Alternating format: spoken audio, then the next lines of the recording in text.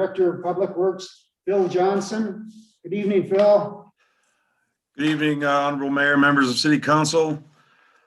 This is a follow-up to our initial discussions we had last fall about the concrete cost share and streets program.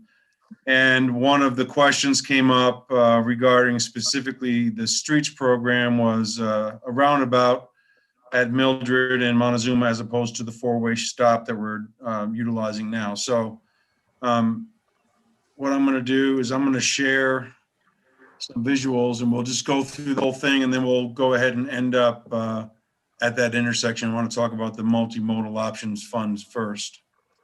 So let me know when this pops up on your screen. Okay, it's there, Phil. All right. So can you see the whole map there? Yes. Okay, great. Okay, so nothing has changed with this. We're going to be doing the some ADA crossings and pedestrian crossings on Montezuma from Linden in the west, east over to Park Street.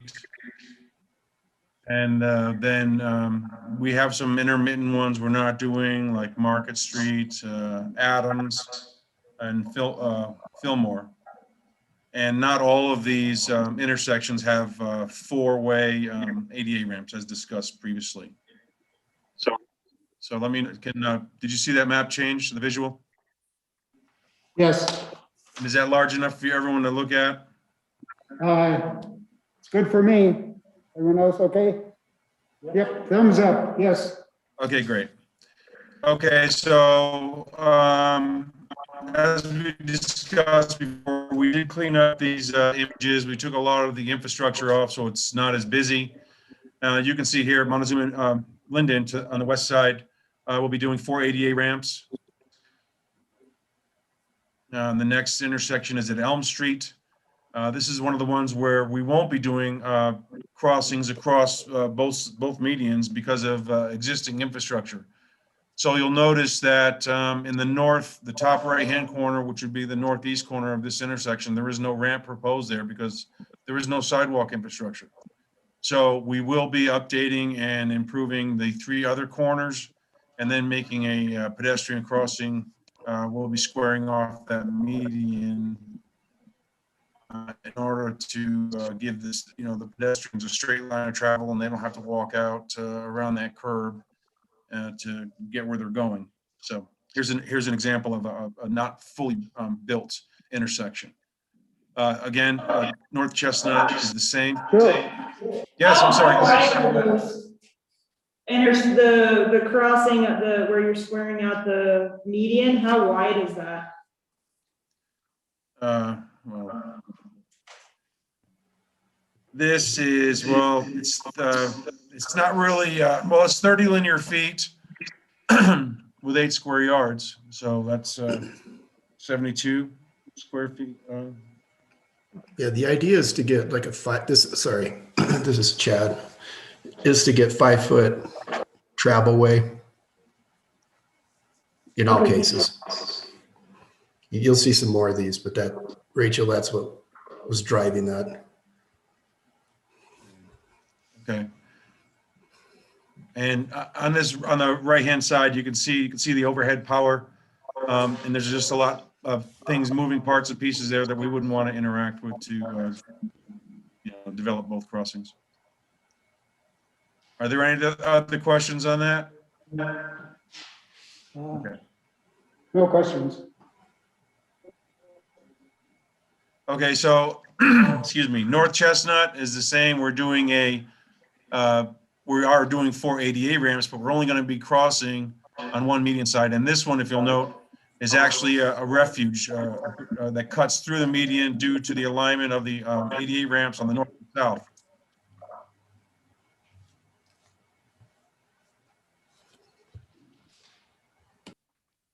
And we're only improving ADA ramps where there is existing sidewalk infrastructure. I'm not doing no mirror. I'd be sad.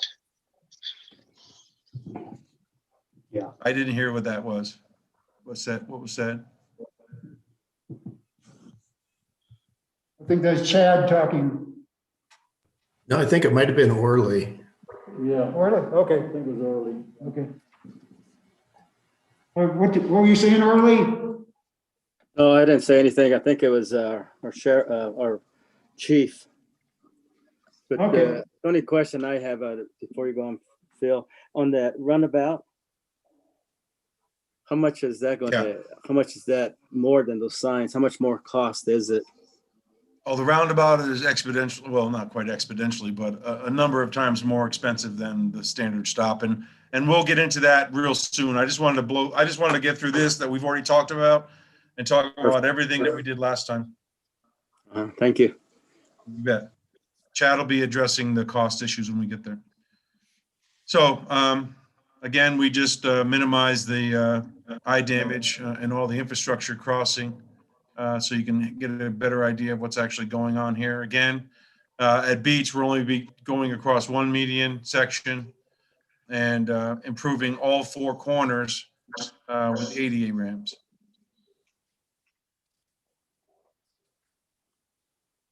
Any questions or comments? Nothing down here. What kind of ramp? What kind of ramp? What was ADA? Okay.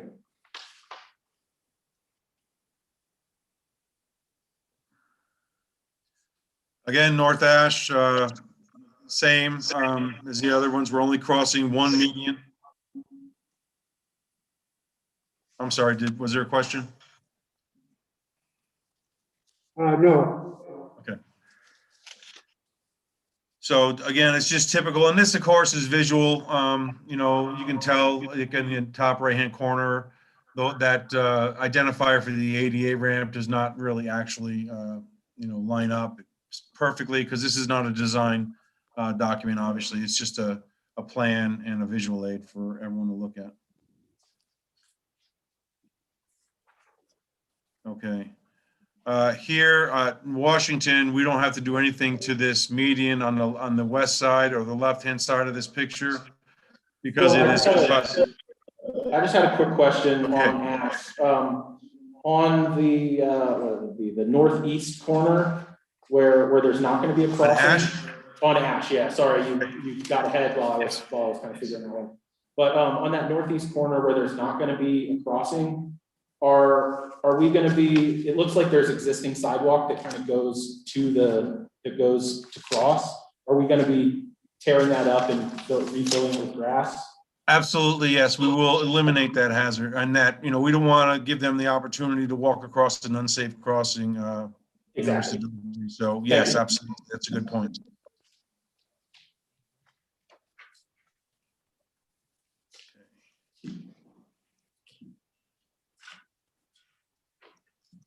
So as I was speaking to earlier, on the west side there, that median, we won't have to do any work here because of the median alignment does not impact the crossing.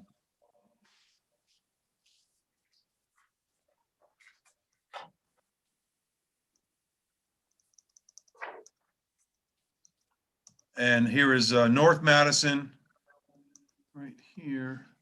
And as you can see, again, crossing one median only. This one's going to be a refuge kind of design behind the light pole that's right there where my cursor is. Any questions on Madison? No, sir.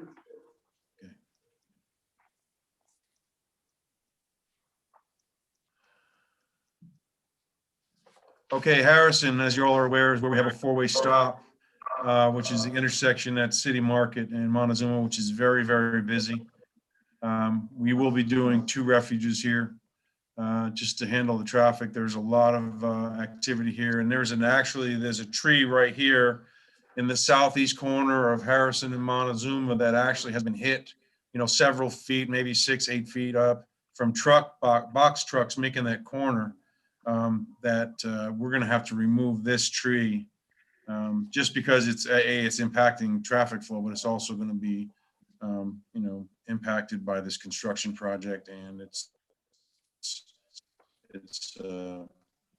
it's an impediment. So that's one Sam's of the things that are happy, going to be. he's well, he says, I'm happy, he's, or not well, but alive, he says the main thing is he's alive. And they kept all going on about how great he was in the golf.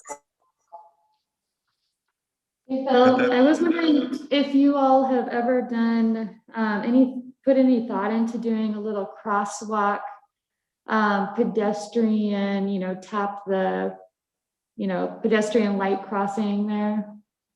Just as there is a lot of foot traffic, something, the flashy lights, I've seen pedestrians crossing. Here at Harrison? Yes, at Harrison and Montezuma. Actually, no, we hadn't considered that, but because we actually made this a four-way stop, that's a much safer condition because drivers have to come to, a full stop and pedestrians have the right of way at that juncture. And I have not, since we put in the four-way stops, hadn't heard anything. And if you are, I'd like to know what's going on there. But I would say that, with the speeds we're talking about here, which is a 25-mile-an-hour road, and then it goes down to 15 when the school zone is activated, with the four-way stop, I think some passive controls first would be the way to go.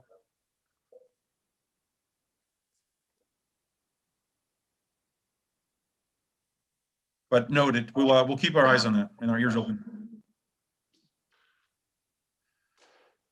And this is the last intersection that's part of the Montezuma corridor. We're going to talk about the intersection, which is part of its streets project. This is the concrete. This is a streets project, but it's a different program. And so again, on North Park, we'll be doing 3 corners. The corner in the lower right-hand side is compliant with ADA standards. We will not be doing anything to impact the medians here, of course, but we will, improve the striping and whatnot. And I would look at potential improvements in lighting here, whether it be, via Empire. Obviously, it would be via Empire Electric, so I want to investigate that because this is a large. It's a crossing with a lot of lanes to travel across. So. Phil, I just had a question kind of in general, or as part of this, are we going to be restriping all of the new like pedestrian walk direction? Like on the, yes, sir. Okay, thank you. Absolutely. Okay, so that's it on Montezuma. This is the access from South Madison to Maine. As you can see, Chad and his group removed a lot of the infrastructure that was making it such a busy image. And what we wanted to do is just demonstrate exactly what's happening. The yellow rectangles are new sidewalk. The red shaped ADA installations. And the yellow lines are remove and replace of curb and gutter. And as stated before, what motivated us to move in this direction was a resident who called us, who lives on South Madison, and alerted me to the plight of the people from Madison House trying to get to Main Street. And so, hearing from I'm sorry, I didn't mean to scroll that fast. Hearing from our constituents and our customers is really helpful for us. So. Are there any questions specific to this image right here? No, sir. Okay, great. And then there's one more for the Madison House, which is, you can see that the upper block, the top block is already, that image was already included. And so this is where we're going to be doing ADA ramp improvements around Madison House. You'll notice that we're doing some work on the west side of South Madison here, but up between First and Main, we didn't do anything on the west side because there were so many large mature trees there, an established gigantic trees, for lack of a better term, that we did not want to impact. And so given that there's existing infrastructure here, we wanted to make these improvements and just improve the overall condition of this area that the people that live here use to exercise on the daily basis. Now, I know we've had comments about it going east on Second Street and then up on Harrison, but there are some areas there that need some repair, but they don't need to be contracted out. Like, they don't need to be identified as, 30 feet of remove and replace, because we might have some squares, a single square that needs to be cut out and replaced, and we'll just absorb that into the project. So, if you all don't have any questions on the second image or the first image for this other portion of the multimodal, I will jump into the intersection at Madison and Montezuma, and we can discuss those issues as well as costs. No questions over here. Okay, great. And just from the hip, this project is this MMOF, the Multimodal Options Fund, is a joint project we're doing with CDOT. We're getting $149,000 in grant money from CDOT to fund this, and we're going to have to meet with them and get all this scope all laid out and everything. But this is a really good thing, and I'm really excited about it. So, okay, let me know when you can see that image. We can see it. So I'm just going to scroll a little bit. Okay, so the curvilinear lines here that are not filled in are the existing medians as you see today, with the addition of the plunger sticks to control traffic that we installed. So this four-way stop, which would be maintained as a passive control, self-regulated intersection, and what Chad's group is proposing, and we're on board with, is the extension and the widening of the median here, making it only one lane, one action, and on both sides. This would maintain our existing large caliper trees there on the west, and not impacting any of the existing trees on the east side of that median. The gray shaded areas on Montezuma, both sides of Montezuma, represent an actual rebuild of those sections. And then with subbase, and then the Mildred portion of it will just be a mill and fill. It'll be ground and then a top coat to blend all of the new pavement in together will be placed. We intend on putting lights in the middle of these medians, mid-block around the crosswalks to increase the illumination, as well as improving ADA ramps on 3 corners. And so that's that. And Chad, do you want to talk about costs right now, or do you want to just talk about this image, and then I'll move over to the roundabout? We can talk about images and impacts, and then talk about money comparatively. Yeah, that's probably maybe a better way to do it, Phil. Okay, let's go look at the roundabout then. The scale's a little different, but you can still see. Let me zoom in somewhat more so you guys have a better idea. If you need a little more than that, you let me know. I can zoom in and recenter. It's easy. That looks good, Bill. Okay, great. Okay, so as you can see, the light gray up in the middle is the existing islands, medians on the west and east side. And as you can see, this is a lot more impact on the real estate, just to accommodate the roundabout and all of the associated construction costs, materials, installation, preparation, etc. But you'll notice in the northwest corner, we're going to lose, at least one large caliper tree. We'd lose all of the catalpas on the west side, and also these 3 trees beginning on the median on the east, going to the east there. So that would impact the trees as well. The roundabout is designed at 46 feet in outside diameter with a 32-foot inner diameter. That outer 6 feet or 14 feet would be reinforced for like overrun with trucks and stuff, Chad? That's right. It'd have a rollback curb, concrete. Okay, so I've done my overview discussion on this. Does anyone have any questions that they want to talk to Chad and I about, just the images and the overall impacts, or what your thoughts are before we get into money?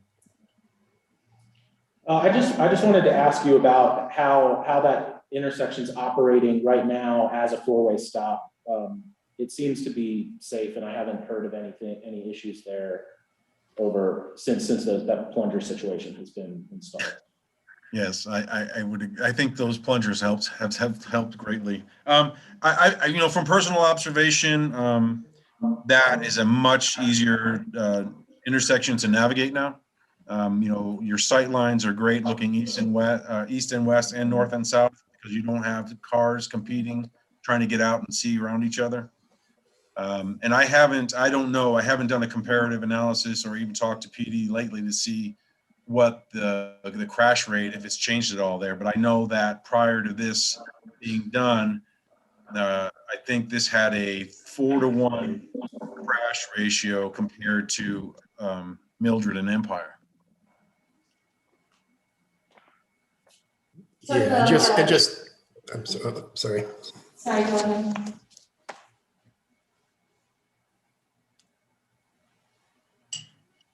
I'll proceed. So the summary on the green space, the roundabout versus the four-way, it looks like the roundabout is pretty much obliterating a bunch of green space, except for perhaps the middle area. Could that be a green space? Yeah, it could be. Okay, and then just to check on the four-way stop, we wouldn't be losing any trees. But we would also be gaining a few feet of green space in the middle there. Yes, ma'am. Okay, thank you. For the four-way stop, you still have bike lanes, correct? Yes. Okay.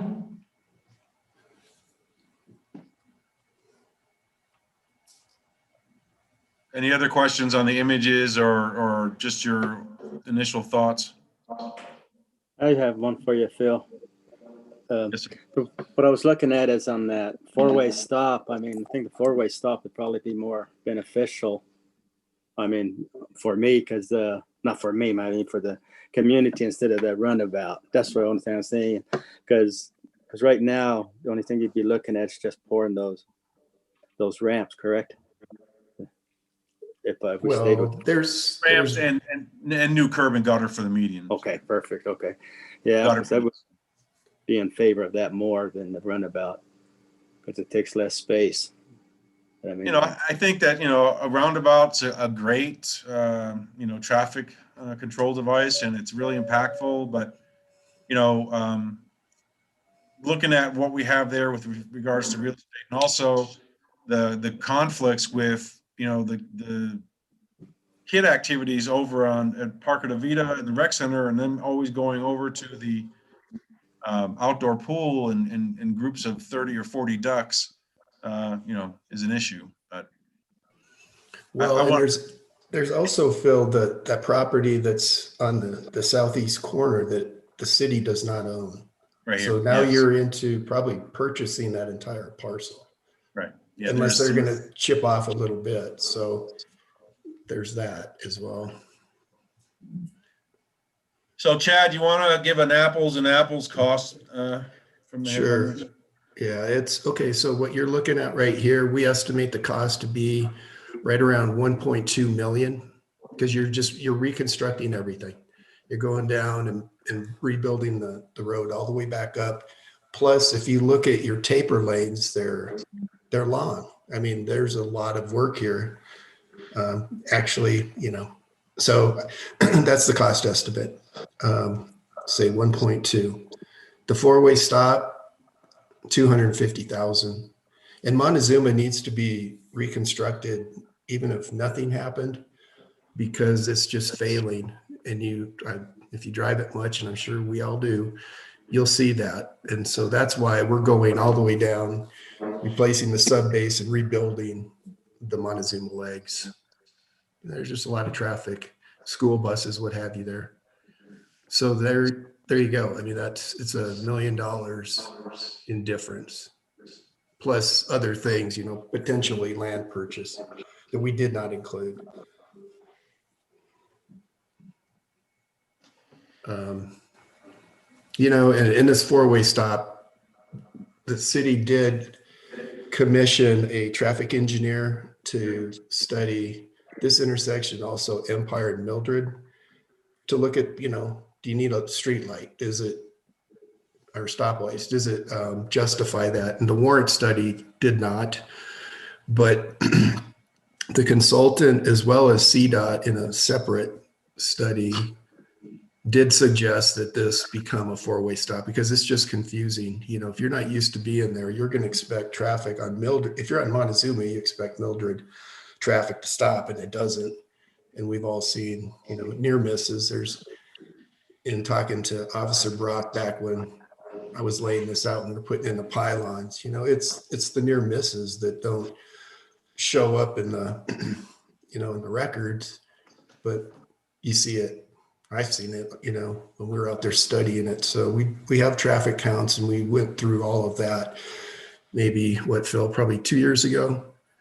And so, Yeah. this full control of this intersection, with signage is in alignment with two different studies. Did that study recommend a roundabout at the Empire and Mildred intersection? No, it didn't, because it said you can look at it, if you want another way of control, but the study from the consultant looked at the number of cars stacking. That's part of what and I don't remember the details exactly. I was trying to pull up the report, but it's on the city server. But at the most that we ever counted during, mornings, and then in the evenings, the peak hours, was like 7 cars, and that was rare. And that but it justifies a controlled intersection. And a roundabout's just another way of dealing with the four-way stop. So there wasn't the traffic volume that would drive you necessarily away from what's there right now.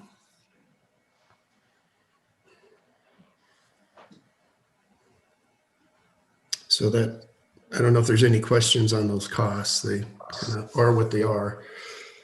But it's just a significantly different project from one to the other, as you can see. Well, Chad, this is Mayor Levy. I had a comment. Besides the extra cost of a roundabout, I think there's a lot of people in the community that are not comfortable with roundabouts, and it would take much education and selling to have people accept the roundabout in this area. I know they work in some areas, but I don't know. I've heard that, I heard it last week from a resident, actually twice, just kind of out of the blue. So I totally agree with that comment. And snow removal, things like that are trickier, obviously, for the maneuvers and what have you. It's sized, to pass buses and your occasional semi that gets down there, fire trucks, of course, but still you have to maintain it. This is Councilman Dobry. It also seems like the four-way stop is actually pedestrian safer rather than have cars continue moving through there. And that is a pretty heavy pedestrian crossing area. I completely agree. Stop seems like the safest option. Yes, there is no question that we're in addition to the cost savings and everything else. Right. Thank you. Good comments.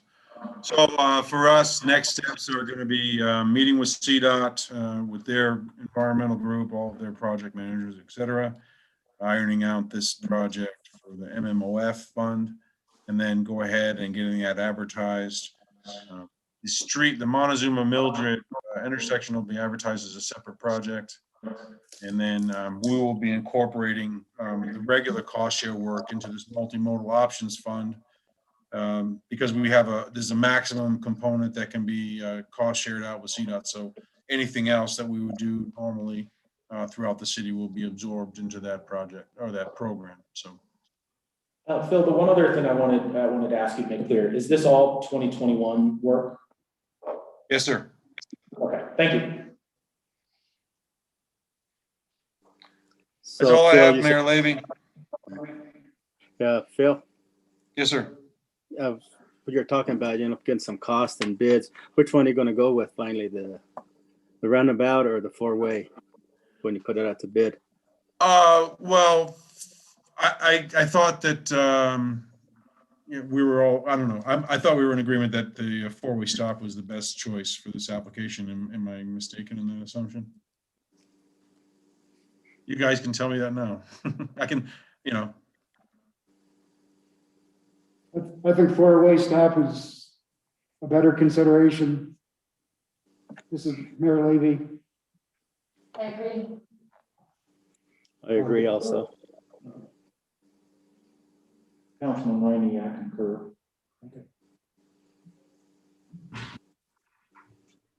okay.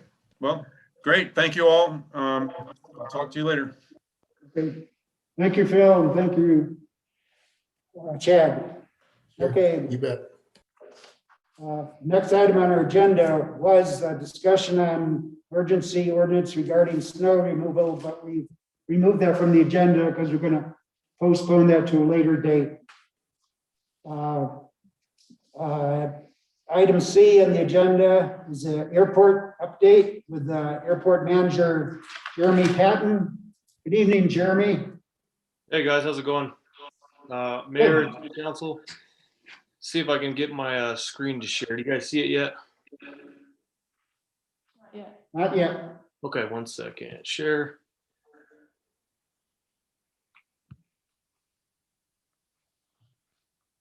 Yeah, I was doing it earlier, but yeah, I just wanted to take a few minutes to just update you guys on some of the plans that I'm carrying out at the airport or intend to carry out. It's like it's not sharing my screen, so I just had a really quick PowerPoint to show. It's not linking, so I'll just use it for reference. Let's see here. All right, so just current projects that I got going on other than the general upkeep and repair. Doing lights, signs, gates, trying to update some old equipment around here, and our recent snow removal. We had a pilot and a small incident. He took out a couple of our navigation lights, which are turning out to be very expensive. So I'm working with the FAA and the pilot's insurance company to get those taken care of. That may take a few months. And that's raising awareness on the placement of those lights. So we may be relocating those. And then part of the master planning process with Armstrong, we just submitted a request from Jacobs to send over the CAD drawings for the new engineers to use in our master planning, which will also develop into the formation of a planning committee, and I'll send a notification out for that. We'll be looking for people to set up a 7 or 8 person, approximately 8 person planning committee to discuss future plans for the airport, including a new runway, new terminal, extending the taxi lanes, taxiways, so we can put some more hangars on the field and get some more pilots, because we have a list of over 20 pilots waiting for hangars, whether it's T hangars or actually building out here. And we're kind of limited on space. So that's part of my planning, is to make more space with what we've got. We also became eligible for another grant. It's the CIRSA grant, much like the CARES. It's the Coronavirus Response and Relief Supplemental Appropriations Act. Some more acronyms to memorize. And it's for airport specific stuff. Our airport was eligible for $13,000, and it's a little more. It has a few more stipulations. We have to use it for operating costs, cleaning, equipment, or services that relate to preventing the spread of pathogens. So what I'm looking at here with our little terminal to making it the best with what we've got is, instead of having random, one sink faucet works on motion, the other one's manual, I'm going to just, streamline everything to be motion activated. Most of it already is, but like the toilet, flush handles, valves, and faucets as well as looking at either replacing our carpet or going with a different surface that's easier to clean and doesn't hold as much dust and airborne particles as people walk around. And then just general products like new vacuums, new equipment to keep things a little cleaner. As far as the ARF truck, if you guys remember the discussion last fall, I think the fire chief and Russ had worked out potentially worked out an MOU for the fire truck to go back to the department. However, I have talked to Chief Jay Belfour, and he is on the same page as I about waiting on that. So we want to keep the ARF truck here for the potential to be recertified as a Part 139 airport. I'm not required to at this time, but I plan on doing so we can maintain a higher level of certification, which potentially could lead to more grant applications and funds later. And if we do get larger jets, more than 10 passengers, we may change index or type of airport. We may be required to anyway. With the age of the truck is the only fallback, and there are ways to grandfather it. It is in very good shape, low hours, low miles. It wouldn't take much training and certs and retrofit to get that truck certified again. As on the EMS level, I'm maintaining my Colorado advanced EMT license, and I'm getting quotes on response bags to just have on hand here, which we'll need for the truck later, and it's also good to have here in case we have something go down on the terminal. TSA are not allowed to render aid. We have an AED over there. They're not allowed to touch it. So if something were to happen in business hours, Efren and I will be here. And so I'll make sure he's CPR trained, and then I'll be, maintaining my certs, like I said. More planning as far as the airlines go, boutique. What's that? Can we go back to the truck? I've talked with Russ a bit about that truck, and I know it's under a good operating, it's old, but it's been, started every week and such. What I remember was the, things like the fire suppression foam, not being able to be utilized. Have you done the cost analysis on that? Well, we're getting rid of that foam altogether. It's actually, we have it stored in containers. We have to get the state to get rid of that. Yeah. And then to retrofit to the more modern and approved systems is what I'm looking at doing in the next couple months. I'm already in discussion with the FAA and their Part 139 division to figure out what agents, like when, back in the fire service I worked, we basically just swapped out our agents, and we didn't have to change much with the truck. It was really just the agent that we had to change. So it shouldn't cost a whole lot. It was just definitely going to be cheaper than buying a new truck or trying to match a grant to get a new truck. So when I have that answer, I'll definitely share that with you. Okay. And the fire department's not sad at the possibility of losing the truck for their No, fleet? actually, and I can bring Jay into discussion if you'd like. He's actually stoked that I'm coming on board, and I wanted to keep it here. He was ready to convert that truck to a wildland brush truck. Essentially, it's a particular Type 5 is what they call them, because it is 4-wheel drive and you can retrofit it pretty quick. But he was going to have to drop quite a bit of money at that, and he's trying to work out, getting his personnel benefits and pay and all that other stuff worked out. So he has no qualms about it, and I'm not speaking for him. Those are his words, and we can have that discussion as well. He's also a fan of it being here because it's an initial response, and like for instance, if we do have an incident, hypothetically in business hours, we establish command, we set up, what's going on, we communicate and relay through dispatch or directly to fire what the incident is, and because they have several minutes before they're going to get here. The station closest to us is not manned 24/7, and very few hours of the day is there anyone there. So it would be. I believe Councilman Rainey has a question for you. Okay. Thank you. Jeremy? Yes, sir. What's plan B if you can't retrofit that fire truck? Well, then we would go back to essentially the drawing board. If they want to do an MOU still, and the fire department would take it. The idea there is to keep the truck in the community. I think Russ's intention was to, send it out to auction or sell it. But the fire chief said if it doesn't work out here, he'd be willing to take it and still, you know, convert it to a wildland truck. And then we would go out if, you know, we go 139 again, we would just get another truck. And there are several agencies that convert older trucks to modern standards. So it's actually a very common thing.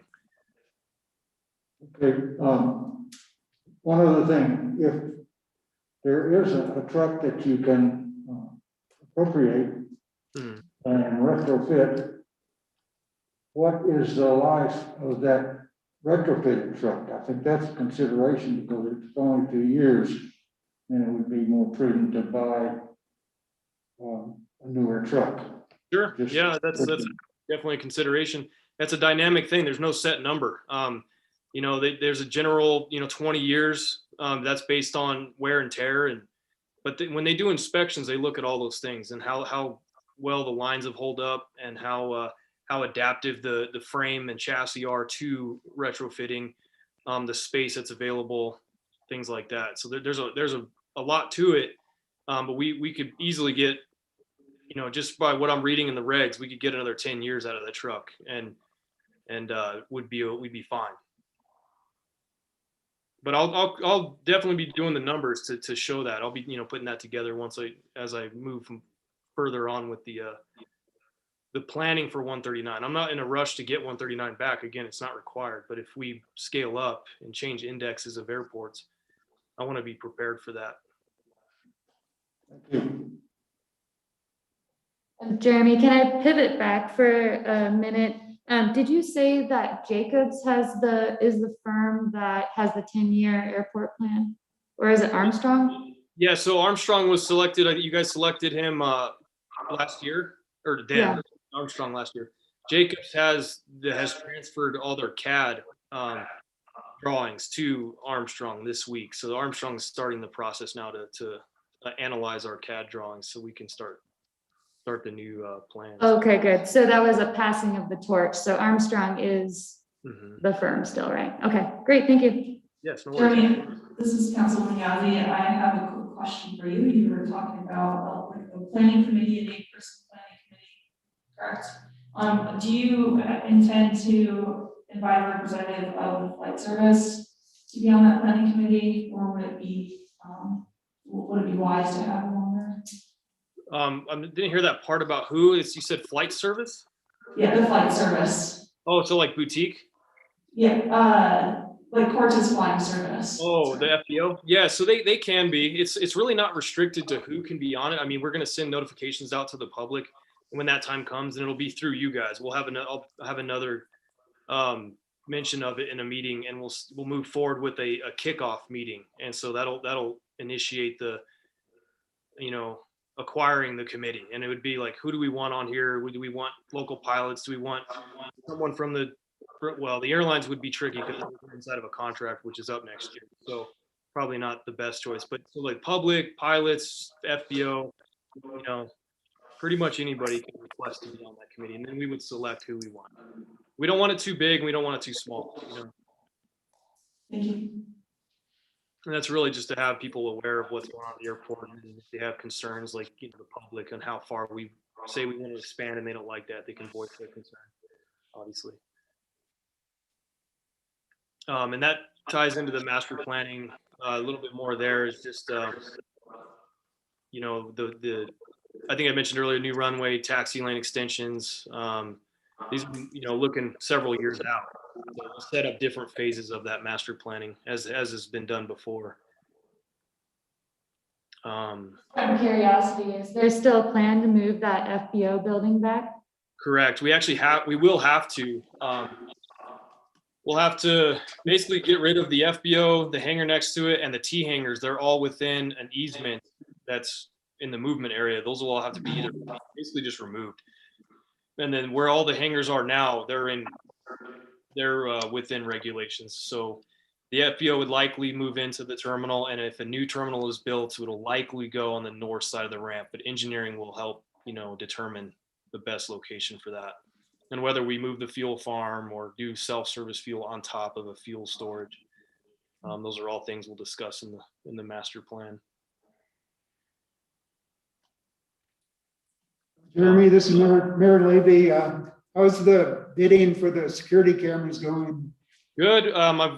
We've been talking with the service center and our existing internet provider, Visionary Broadband, about building what we already have with their network. So it'll facilitate the cameras, and then we'll go out for acquiring the cameras through the commodity bid. And that's all pending still. We're discussing with Visionary Broadband because they're already our provider on what that potentially could cost to build our network up. And then when fiber gets run out there's discussion about building the network up furthermore so that we provide free internet, secured internet across the airfield, not just for cameras, but for internet access. And that'll help with expansion and as we, hopefully grow the airport is the intent. Thank you. The plane that hit the running lights, was there any damage to the plane? Or just lights? No, the pilot was fortunately uninjured. He was fine. He took out two of their approach lights, and it tells the pilot how high or low they are. They're aids. They're not, and they got pulled out of service. The FAA is aware of it, and the damage to the plane was a couple punctures to his wings. So it's unflyable. It's sitting out here at the airport, and the FBO is taking care of that. But because of the type of lights they are and new regulations, we may have to relocate them. It's getting close to $65,000-$70,000, and his insurance so far is they said they'll likely cover all of it. So I'm just working out those details before we carry forth with any construction. Obviously, if we have to go to bid or anything. So yeah, thankfully no injuries though. It was real minor. He just took off in too much wind and got away from himself. Any other questions? I just had a few more. What's that? I just had a question when you were talking about the CARES fund or something similar, and you were gonna get like contactless sinks and toilet flushing. Are you also doing the doors to enter into the airport? Like the automated doors? Are they automated? No, not yet. They're still manual pull doors. I could look into what that's going to cost. Because basically everything I purchase would be reimbursed by the grant. So if I hit close to 13,000, I could probably throw those in there. I don't really know what they cost right offhand. So. Okay, because do they even have a handicap button to assist open? No, doors. Okay, that's all I have. That's a good question. No, I'll look into that. So the only other things I had is that boutique. I'm trying to work with them on kind of fixing a few customer service issues they're continuing to have with the airport. Well, really just being able to get a hold of them and then their flights being delayed.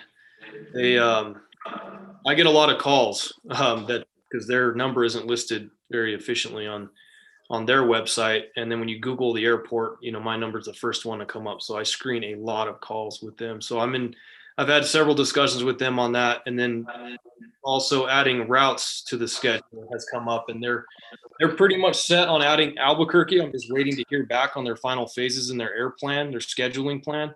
And then there's potential for Las Vegas or Salt Lake City, but we're going to table that for now. Try to get Albuquerque going, and really just the customer service issues, trying to fix those little issues that we're having. And then they are continuing to rent cars, so we're going to continue an agreement with them, and we'll do I think next meeting we're going to have a consent item for the agreement continuance for them. Enterprise, I'm talking with them about trying to get cars out here at the airport. They want us to cover the insurance. I'm trying to negotiate. They already have an agreement with us for curbside pickup, but they're never available. So if they can get some cars over here at the airport, that would help a lot, because I'm sending a lot of people to boutique because Enterprise is totally booked up. Has Hertz gotten those cars, or are they still sitting there? Which one? Hertz? Yeah. No, they got rid of everything. Yeah, they moved out. Cool. Unfortunately, they were awesome. I hear. Boutique also, when the last time I met with their VP of business development, he shared with me that they're setting aside $6,000 in their budget for Cortez to set up a Facebook page, just like promoting their airline, but also promoting us. And that's on their own accord. They really want to help out and get more business. This is one of their busier hubs, like, becoming a hub for them. So they're kind of starting the Facebook page within their airlines, marketing to promote Cortez, people using our airport instead of going out to Durango. But I had a discussion with them as if they don't, they didn't start working on their customer service, that would help out a lot, because whether they can market all they want, if they're going to continue delaying flights or canceling or having no cars available, it's, catch 22 in a sense. So they're working on it. And they've been really awesome in getting back and really proactive. They've been getting better, it seems. I think they're going through some growing pains. They're growing pretty fast and they're requiring a lot of planes. So hopefully we can get some more routes with them. They can put in for the next contract in 22. And hopefully if they get it, they have the foundations to expand. So I think that's all I had. Do you guys have any other questions? I know it's kind of a lot. I just wanted to stay up, keep you guys up to date about what's going on. I'll do this once in the workshop. So yeah, feel free to ask any questions if you guys got them. I just want to say that it's great to hear about all these projects going on. Thank you. You're welcome. I was just going to ask if you could share the PowerPoint that you had, maybe get it to Linda so that she can get it out to the whole board. Absolutely. Yeah, I did that this morning, and I have it right here. I wish it would screen share over, but yeah, I'll send it to Linda for you guys. Thank you. You're welcome. Any other questions? Thank you, Jeremy. We appreciate your being on the line there. No worries, Mr. Mayor. Thank you. You're welcome. Okay, the next item on the agenda is the update on audits. The regular, the regular agenda, new business item on 6C and 6D, Finance Director Kelly Koski. Good evening, Kelly. Good evening, Mayor. Good evening, Council. So I just wanted to let you know that the audit committee has selected a firm called Atlas CPAs and Advisors. Their proposal is to do all of our audits from 2017 through 2025. One of the things that I really do like about this firm is that included in the price of the contract we would be signing with them, they do include routine, proactive quarterly meetings. So that would be for not only 2017, but through 2025. I think it's not normal for a CPA firm to include that in their fees, but I think that this firm really understands where we're at as far as the backlog of audits that we have that we need to complete, and they are they're ready to go. One of the things that I also wanted to make you guys aware of is that usually by this time of the year, most of the audit firms are already booked, completely scheduled out for the entire year. And because we are going to be doing multiple audit years, we are going to be taking up a pretty large and significant amount of their time and resources. And so the sooner that we can get this approved or make sure that we at least have one locked in, the better I would feel. I'm hoping that I've been in contact with them to let them know what our process is, to let them know that we'd also be meeting and discussing the approval of their contract this evening. And I'm hoping that they are not impatient with us. Kelly, have you ever worked with the Atlas company before? You know, I haven't worked with them before, Mayor. I did put in a phone call to the firm, and I spoke with Andrew, who will be part of the audit team. One of the things that I really did like about them is that they were really concerned about creating a relationship with the city of Cortez that not only covered the audits, but that also we could use them as a resource. So not only in those prior years that we need to catch up, but in future years, if we have questions or an unusual situation that comes up, you know, we are able to give them a call, just get their take on the situation, talk it over with them about how would be the best way to move forward. And not a lot of audit firms will actually do that for you. Mr. Green, does this professional services contract look pretty standard? Does anything pop up for you? This is the one the city uses. This is the one that city uses, and this is the one that Smith uses for all the professional service contracts that we do, so it's our contract.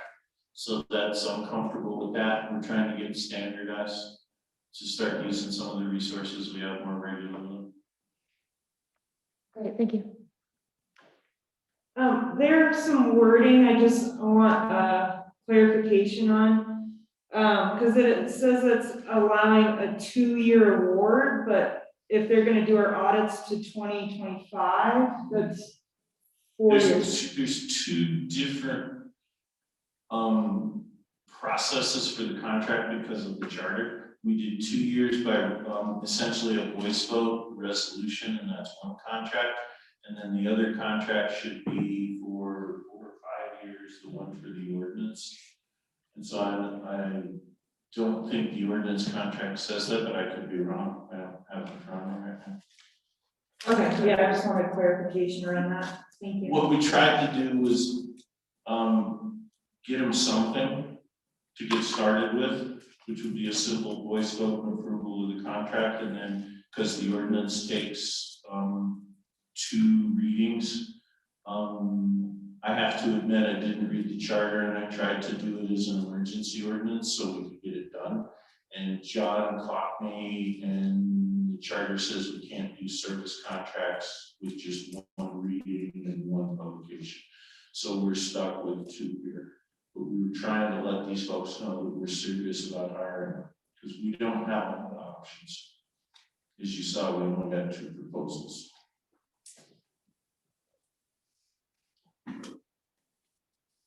Just a quick question on the charter. Is that something that we could correct?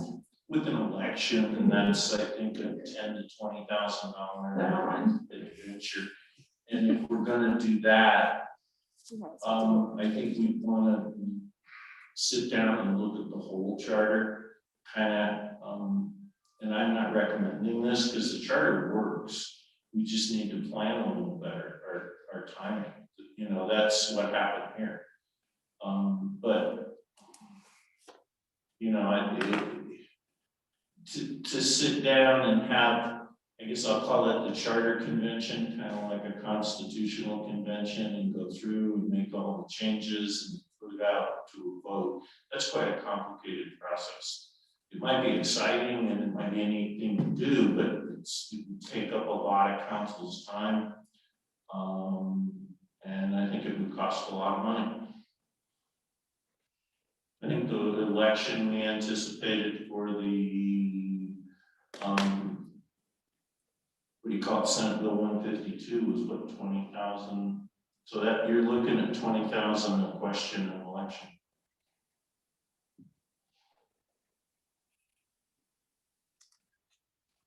But that's the only way you can amend the charter.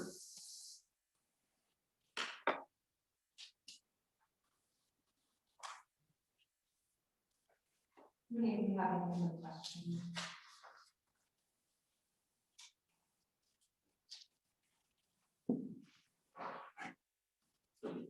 Any other questions on the audit?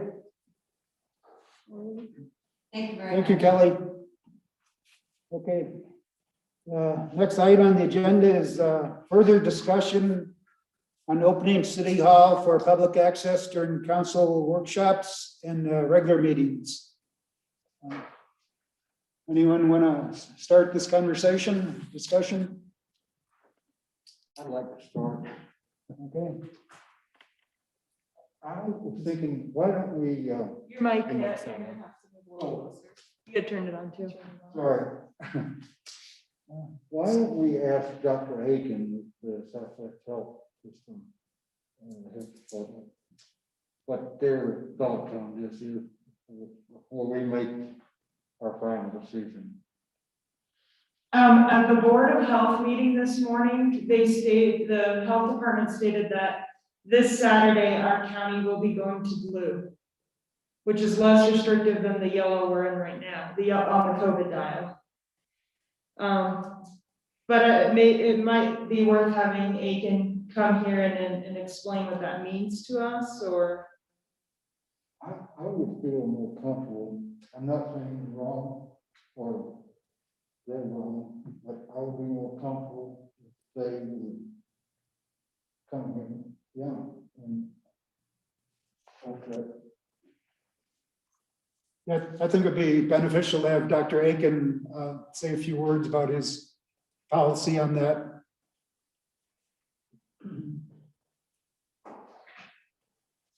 I do think that it's important that we try to find a way to be more accessible than we are right now.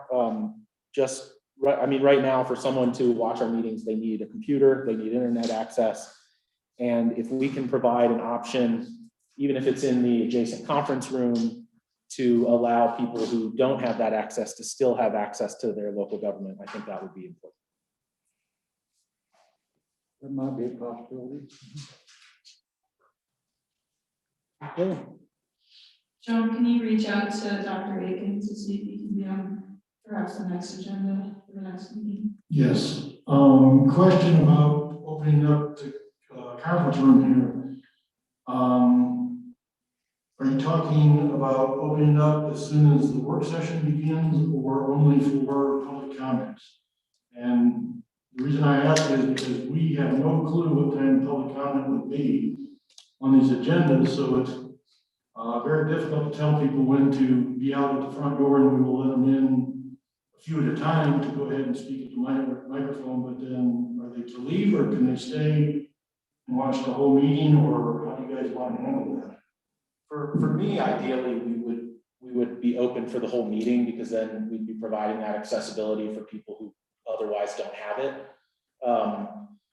And I think just the timing of not knowing when we're going to be at the public comment zone. I think obviously we would have the capacity limits for that room to take into effect, but to me, I think like the sooner we can provide another non-digital option, the better. Robert, comment on that. First of all, that room will not accommodate a lot of people. Really close to you. Speak into the mic. That front room will not accommodate a lot of people. And even a small number of people for a long period of time would not be safe either. So I don't know that that's a good area to open up just for people to come in and stay, because we could have quite a full room, and that would not be good. Well, I understand that, but I do think that like we could work with the limits that room can account for, but we really, I do think we need to offer an in-person option, just so that people who don't have internet access and don't have computer access still have government access. Could we also utilize, say we reach our capacity for the Mesa Verde room, can we use that training room that's across from here as well? So then we would have two options.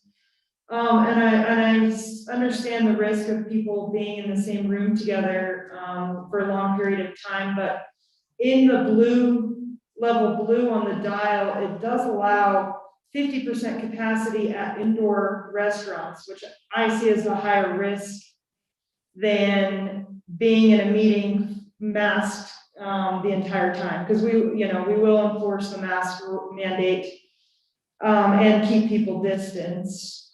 So I think there's steps we can do to minimize the risk while we're in blue. And of course, if we start to do this, and if we move back into yellow or to orange, we can reduce this as well, and even go back to Zoom.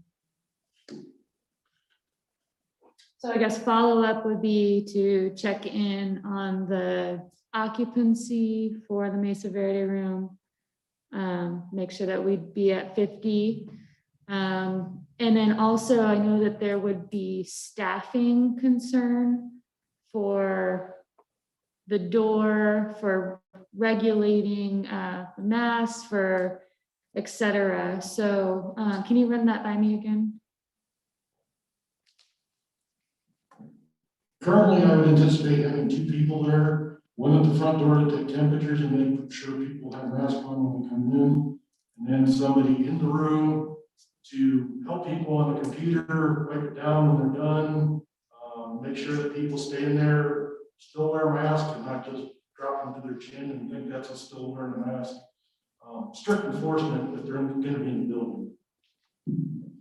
Do you see this pushing anybody into overtime, or is there any, do you have some persons in mind that we could potentially be able to utilize for this service? Hopefully, I can use the police chief as the officer out here, and then the other person would be an overtime situation.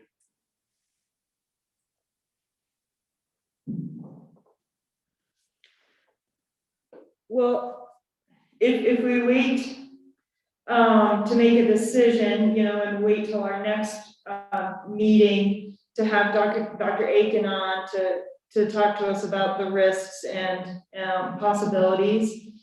By that time, the county will have been level blue for a while, so that will kind of give us a chance also to see how the community's functioning, if we're going to be able to stay in blue, or if as soon as we go to blue, you know, everyone's behavior changes and then we're back in yellow or orange. So maybe inviting Dr. Aiken and waiting 2 weeks to make that decision will kind of give us some time to see how the community's doing. I'm inclined to agree with that. I think I'll always take Dr. Aiken.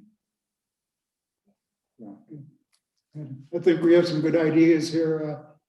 I think we should open up the proceedings to the public as soon as possible, because it's important to have public input in our businesses. But you know, we also have to be concerned with the health and safety of the public and the council. So we'll just kind of monitor it as we go along, get input from Dr. Aiken, and just go from there.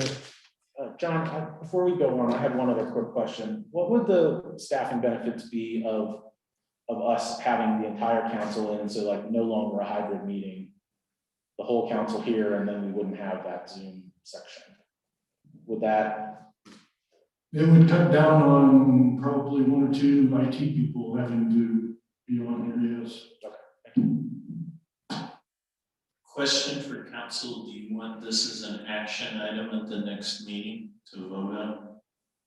A decision about how you want to hold your meetings? I think the next step is to talk with Dr. Aiken.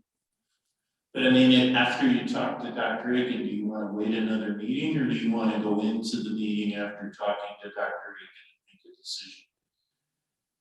I personally would love to hear from Dr. Aiken as part of the workshop, and then go in regular session and make some decisions. I agree with that.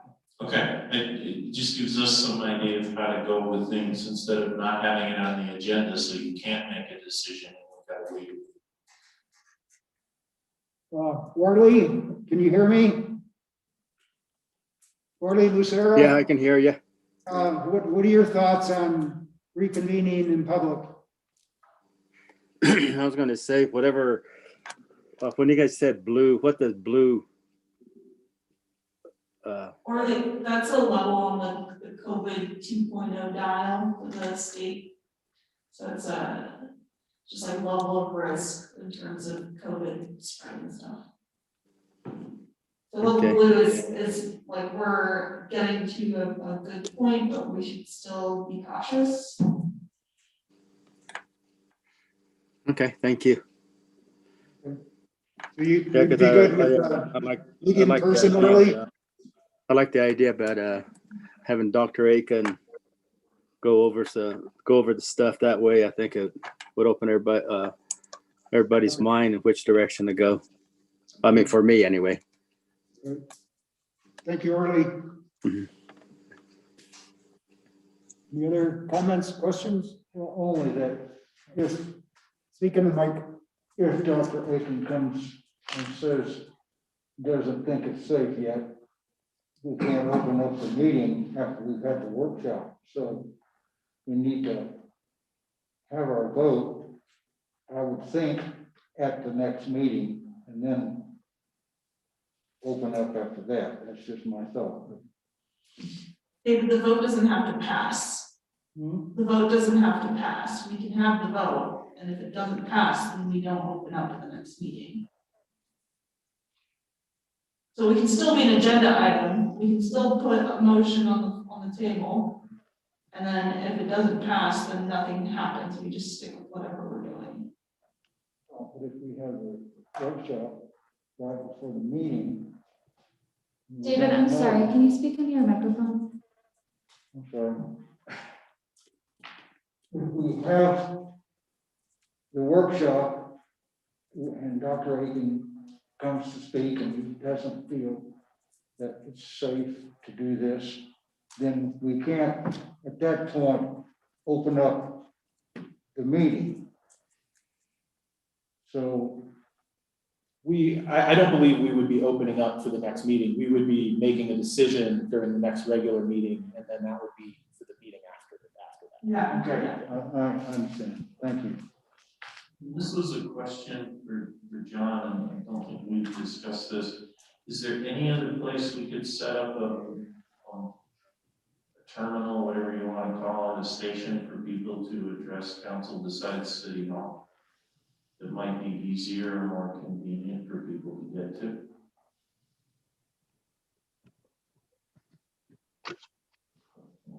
I'll have to think about it because I think the library is still closed and only doing curbside, so they're not even open to the public.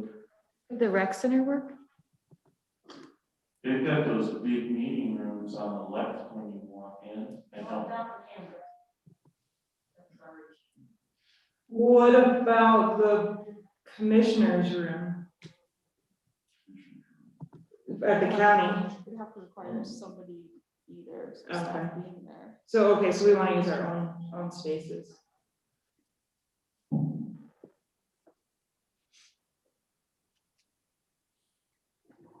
I'll give it some thought and talk it over with staff. That's the best I can do at this point. I can't offhand think of any place. Okay. Any more discussion? Okay. We'll move on to the next item on the agenda. It's continued discussion on Brandon's Gate and the rodeo subdivision regarding assessed fees for green space maintenance. Director of Parks and Recreation, Dean Palmquist. Good evening, Dean. Yeah, good evening, City Council and Honorable Mayor. Yeah, just a continued discussion about the subdivisions. Just maybe a brief recap might be helpful. We're looking at with Brandon's Gate that we looked at the assessed fees, and these have been put in place since, I believe, anywhere from 2007 to 2009. It was 2007 for rodeo, and I believe 2009 for Brandon's Gate. And we were looking at the fees needing to be increased with our costs. And so we were looking at increasing the Brandon Gates fees from $6.93 to $12, which annually that is approximately $84 to $144 for the year. So it'd be a $60 increase. And then with the rodeo subdivision, we were looking at increasing those fees per household from $5 to $9.15. And that would be annual costs of $60 to right around $110. So about a $50 increase annually. So that's about as far as we got in the discussion about, I think that it was talked about that we may want to look at phasing this in so the cost wouldn't be all absorbed in 1 year, maybe putting that in 2 years.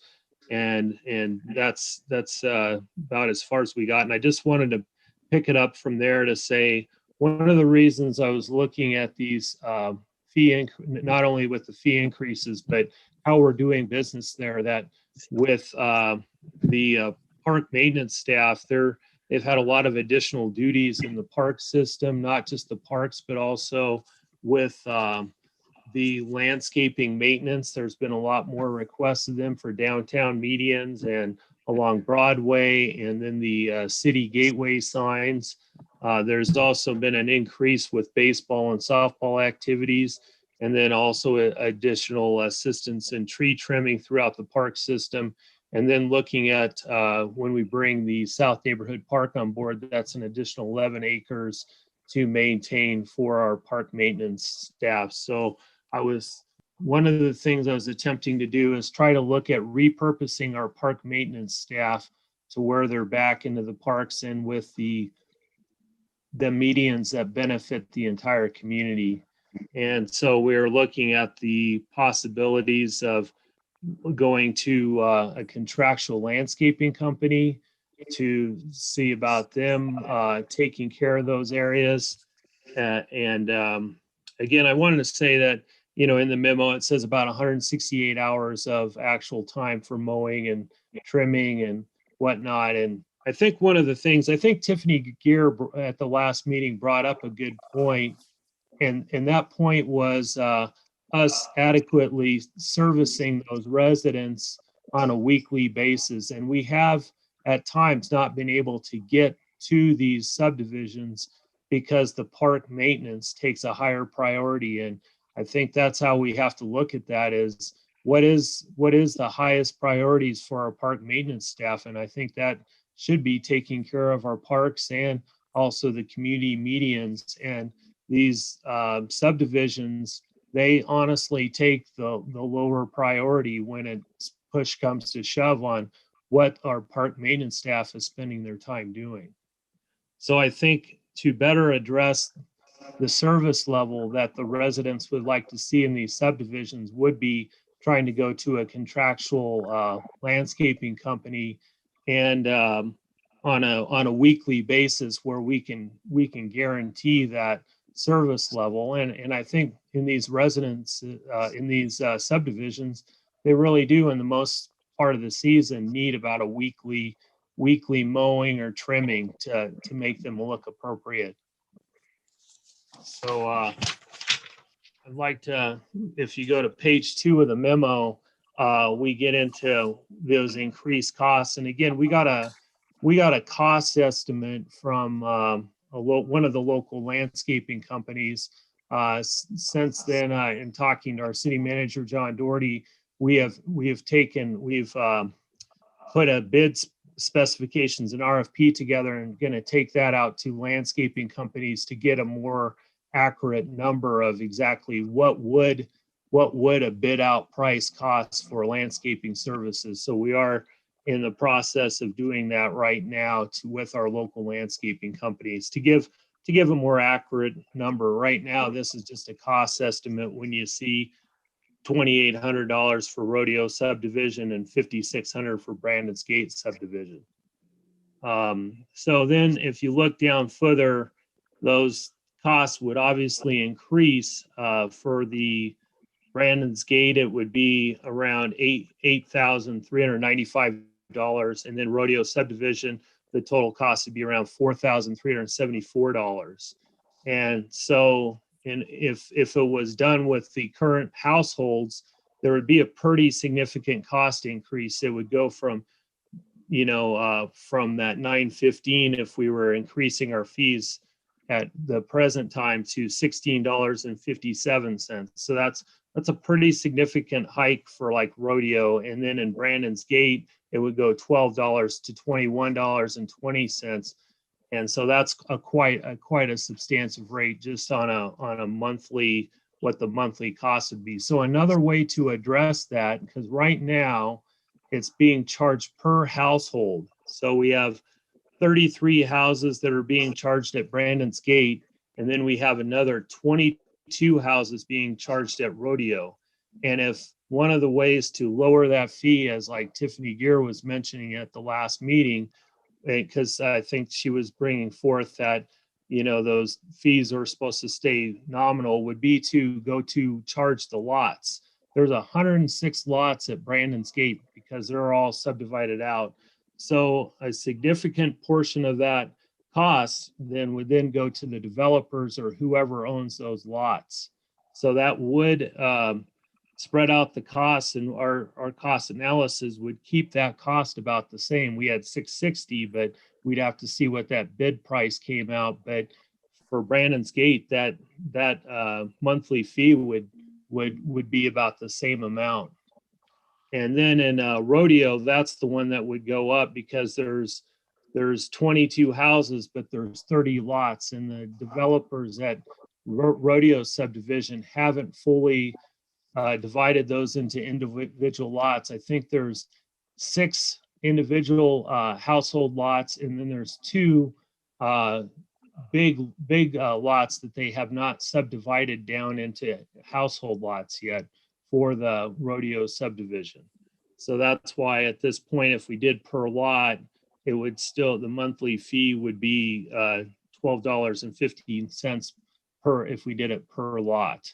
So anyway, there's a couple different items I'm bringing forth. You know, we don't have to act on anything tomorrow, but I think we're just trying to get to the point. One of my goals again is to repurpose the park maintenance staff to the parks and to the community landscaping, and trying to, in the long run, reduce our costs so we're not just hiring more park workers.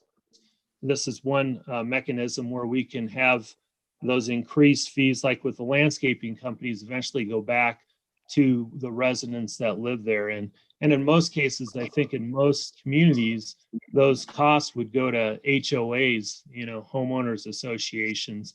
It's just back in 2007, 2009, the choice was at that time not to have these developers have HOAs, and agreements were formed with the city at that time. I guess with that, is there any questions? Yeah, do we have that written agreement of the city taking on that service?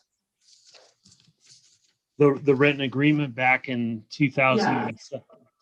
Yeah, I believe Mike Green, Attorney Green, didn't you come up with that? It's not an agreement, it's in the land use code, and what it talks about is if you do certain things and city council agrees, then the city takes over. The city actually builds more maintenance intensive facilities than it would, because these are our streets that we're talking about here, medians in our streets, edges along our streets.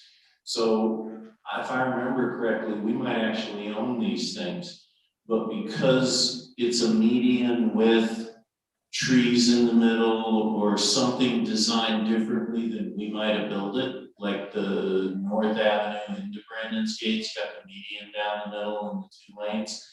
The developer agrees that the residents are going to pay for that extra feature, beauty, whatever you want to call it. And it's put on the plat that it's an assessment. And so it's a process that the P&Z and the council went through with the land use code. What would be the easiest way if council wants to do it? Because there's also, it looks like there's special ways we're supposed to calculate the cost that gets assessed back out when you look in the land use code. And it looks like if we had an actual cost from a landscaping company to do this, we could assess in arrears. So if we had the actual cost of doing it in 2021, in 2022, we would set the assessment based on the annual cost from 2021. And we'd always be a year behind, but at least we'd be getting paid back. And the idea of assessing all the lots was brought up, and memory serves, we didn't have a way to send them a bill. We had a way to send them a water bill and add it on to the water bill, but there was not a billing system in the city finance department to generate other bills. And so that may have been why we only have it where there's a water tap or a property that's built, because we didn't have a way to do a bill. That's pretty much what I was told. So we now think we can, superficially, we've chatted about it, and there's probably a way to get a bill out to the non-water tap people, but that's what we all that held us up before. And that is what I'm also remembering why Ms. Gear remembers the price was supposed to go down, because as we got more houses in there and more people built, we would be increasing the pieces of the pie, so to speak, which would decrease their numbers. So I think Dean's got the right idea. Everybody pays whether you got a house on it or not. And if we do it in arrears, we have actual numbers, and we're just recouping what we paid.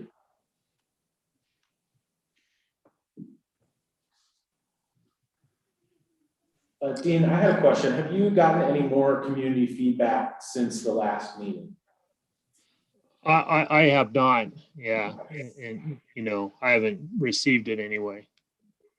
Thank you. The only thing that concerns me, it will be like the backlash. It seems like in Brandon's Gate, which has a lot of vacant lots, the majority of them have one owner. So that means that person will be essentially taking on the bulk of that cost now. So either hopefully they're prepared for it, or I guess it might motivate them to build out those roads and sell their lots to be developed then, if they don't want to take on that cost. In that neighborhood still, like if this is a major thing for them, could they still form an HOA if they wanted to take on those costs? I think what we're dealing with is city property that came in under a certain ordinance, the land use code. So I'm not sure how we change the game, okay? We've sort of set this up, everybody's relied on it, it's on the plats that are recorded, it's what the realtors will tell you. If you go to Brandon's Gate, you're gonna get an assessment. See, it's right here on the plat. I don't think, normally when you have an HOA, it's established in the beginning, because then it's a part of what you're buying. And if people own lots and you try and form an HOA after they buy their lot, they don't have to join. So I think we're sort of stuck with what we have. And to try and make it equitably for both the lot owners, but the rest of the city. So one isn't subsidizing the other. And that's why I'm thinking actual costs in arrears would be what an HOA would pay. And then we would get the assessment from all the lot owners. If we didn't get it, we would certify it to the treasurer to be collected as real estate taxes, and we would get it eventually. It wouldn't be instantaneous gratification, but we have easy ways of collecting the money and doing liens or whatever we would have to do to protect us when lots sold. But none of those lots can really sell until infrastructure is built. That's against the land use code, as I remember. And so there's, yeah. Whose responsibility is it to build out those roads? The developer. Okay. I just want to make sure that cost isn't like waiting for the city to pay for that. We've actually started some discussions this afternoon on starting to look at some of these things, these different subdivisions and how to proceed. Where there's one owner, things are a little bit easier. In other words, instead of everybody bought a lot. So I've got 8 people to deal with. That might be a little different. But where we have one owner, we're starting to discuss how we can start making those facilities be built, or we can get some sort of movement. But there may not be a market. And so that's a lot of money to spend on pipe and concrete and asphalt.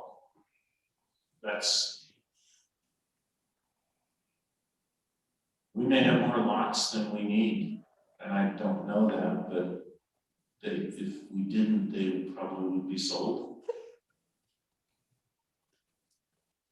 I did want to be clear on one thing too, that again, there is a park space in the Brandon's Gate area, and that's not included in this conversation. My staff would still continue mowing and taking care of the park. We would also be continuing doing the irrigation work within those medians. So when we look at the contracting out, it would be just for the mowing and the weeding and trimming of the median areas and the roundabouts. Would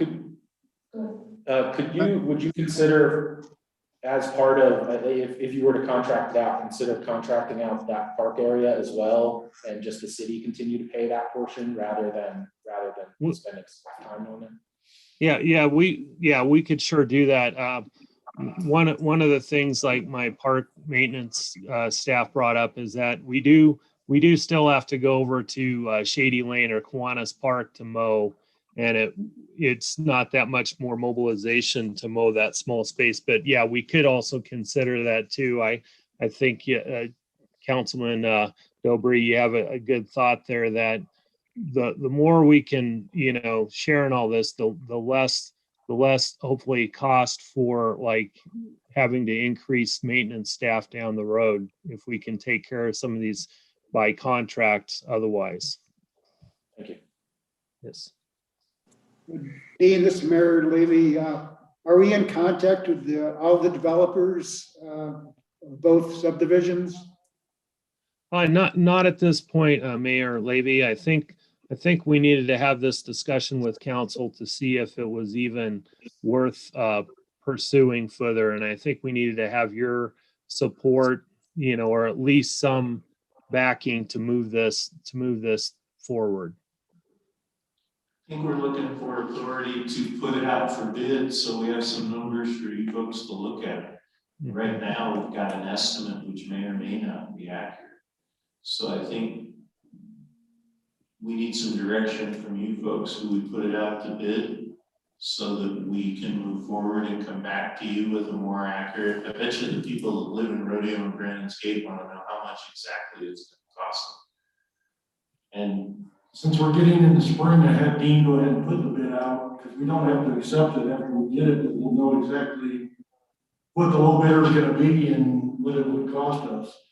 And while I have the mic, I would just like to plant a seed here. Dean mentioned that there were several out there that had not been subdivided yet.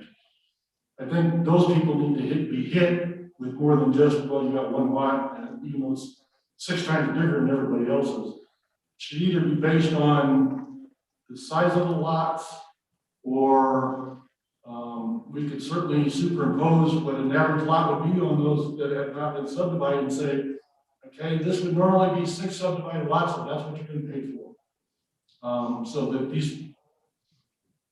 these landowners or holders don't just continue to sit there and get away with everybody else paying for their part of this project. that's not a bad idea, and there's probably a square footage we could use, or because most of the subdivisions have very close to the same size lots, they try to.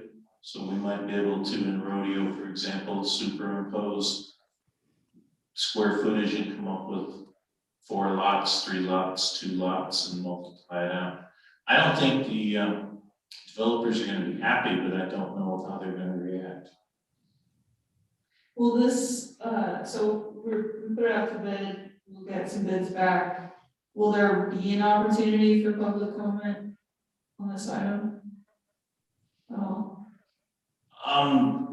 Normally there wouldn't be, other than at the citizens to address.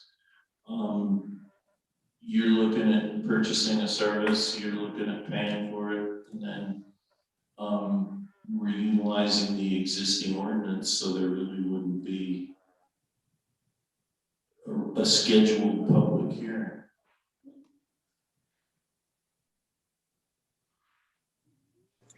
I have a question for you, Mike Green.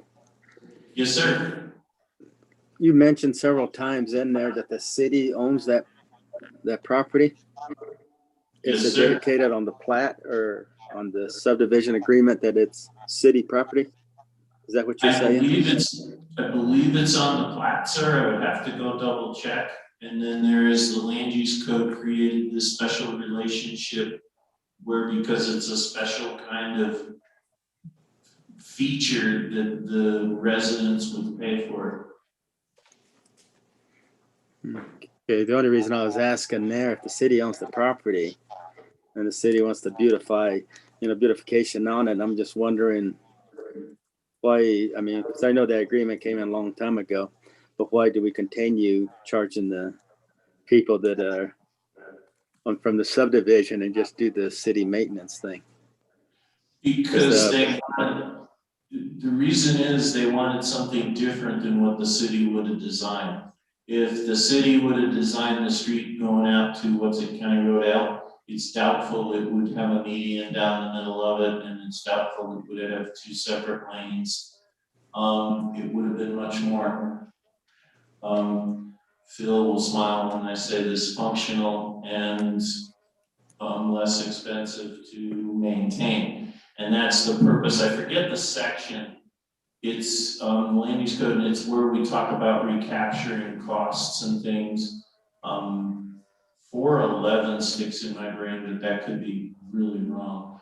But that's what happened, because I remember being at the meeting when Brandon's Gate was saying how suddenly the city was responsible for that little gatehouse out there on County Road L. And I said, well, who's buying the insurance for it? And who's paying for it? And council said, figure it out. They want to do it. We want them to accept it.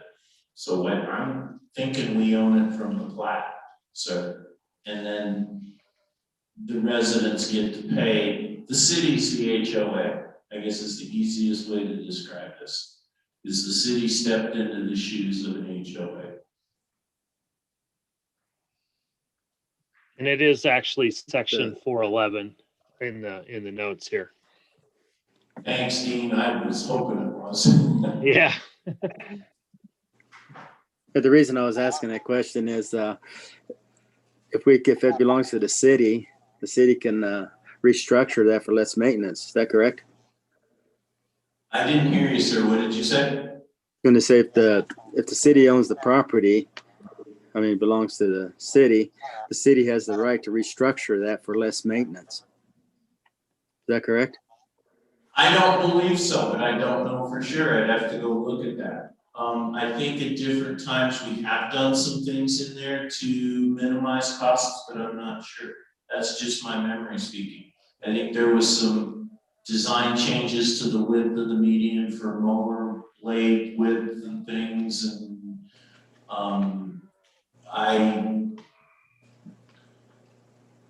I'd have to go back and look at 411 and the other land use code sections that apply to that, because like I said, I think when they did whatever they did on the plat, we may be stuck with what's shown there as far as the improvements. That's something I'd have to research, sir. But being as the residents are paying for it, if they don't want it anymore, I suppose somehow they could tell us, but I don't know how we do that and keep everybody happy, because somebody might like trees and grass and somebody might not. Okay, I was just thinking, thanks.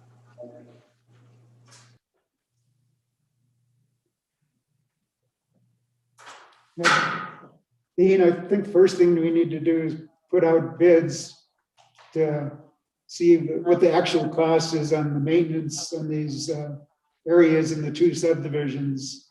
I think that That would be my thoughts. Yes, and Mayor Levy, and that's exactly what John said earlier. We actually have started to put out bids. I think they are hitting this, we're hitting the street today, or I mean, tomorrow in the newspaper. So that process has started. Okay, thank you. Yep. I have one last question. Mike, you said that we could bill in arrears. So is there potential for it to cost less if we're billing in arrears, or will it always cost the same? The benefit of billing in arrears is you have an actual number. Just the actual number. And so it's, well, I'm not saying this tongue in cheek, but I have to kind of smile. Supposedly it's more fairer, because you know what the cost is. You're not estimating. And that just makes it easier for accountability purposes. Instead of, well, we bid it in, it only costs $2,500, but we assessed $3,000. So that's, you have an exact number that you're assessing for.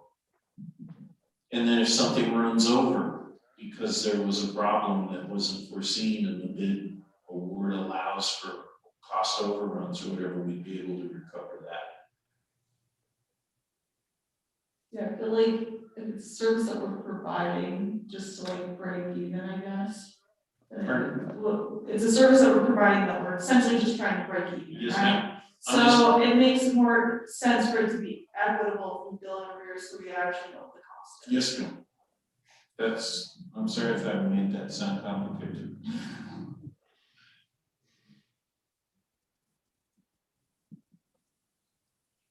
Okay, any more discussion? Thank you, Dean. Thank you. Thank you, council. And just one last thing, what you'd be doing is you'd be able to do this on your annual fee resolution when you set the budget, because you should have a good idea what the costs are.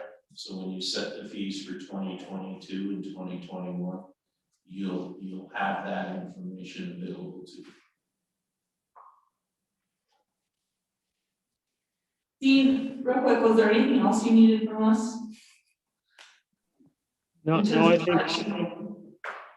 I think that was it right now, just to know that we could proceed forward with the bids and, that you're, I guess, supportive of this initiative to go with contractual, at least looking into the contractual landscape services, because I think in the long run, we need to really look at the repurposing of our park staff. And I'm just trying to look years, several years ahead of not having to, I mean, I'm sure we're going to have to do some increasing of staff as we get 11-acre park in, but I think we need to look at all the things we're taking care of and try to minimize as much as possible about how much staff we need to bring forward, as we look at more park space and just being as efficient as possible with and utilizing the resources in the best capacity.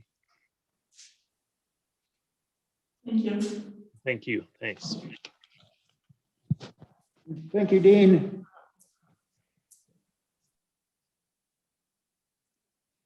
Okay, we have time at 7:15. And general council discussion. Are there any items the council wants to discuss before our regular meeting begins in 15 minutes? Or take a break? I vote take a break. Okay. Okay. So workshop is adjourned till 7:15, 7:30, and our regular agenda will begin. Thank you.